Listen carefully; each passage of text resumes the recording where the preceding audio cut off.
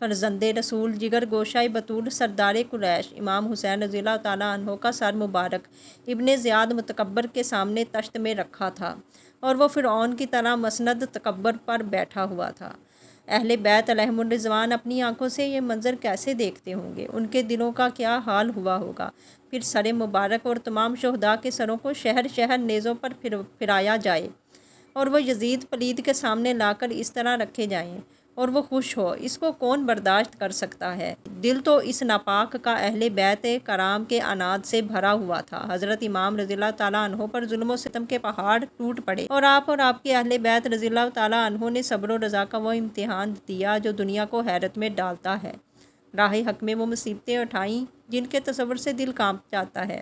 یہ کمال شہادت و جان بازی ہے اور اس میں امت مصطفیٰ صلی اللہ علیہ وسلم کے حق کے لیے حق و صداقت اور استقامت و استقلال کی بہترین تعلیم ہے۔